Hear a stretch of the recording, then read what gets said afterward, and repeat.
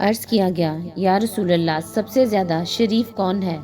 حضور صلی اللہ علیہ وآلہ وسلم نے فرمایا جو سب سے زیادہ پرہیزگار ہو۔ صحابہ نے عرض کیا کہ ہم حضور صلی اللہ علیہ وآلہ وسلم سے اس کے متعلق نہیں پوچھتے۔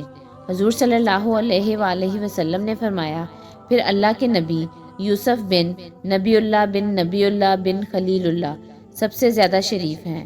صحابہ نے کہا ہم اس سے متعلق بھی نہیں پوچھتے۔ حضور صلی اللہ علیہ وآلہ وسلم نے فرمایا کہ اچھا عرب کے خاندانوں کے متعلق تم پوچھنا چاہتے ہو؟ سنو جو جاہلیت میں شریف تھے اسلام میں بھی وہ شریف ہیں جبکہ دین کی سمجھ انہیں آ جائے۔ نبی کریم صلی اللہ علیہ وآلہ وسلم نے فرمایا اللہ پاک نے آدم علیہ السلام کو پیدا کیا تو ان کو 60 ہاتھ لمبا بنایا، پھر فرمایا کہ جا اور ان ملائکہ کو سلام کر، دیکھنا کن لفظوں میں وہ تمہارے سلام کا جواب دیتے ہیں، کیونکہ وہی تمہارا اور تمہاری اولاد کا طریقہ سلام ہوگا۔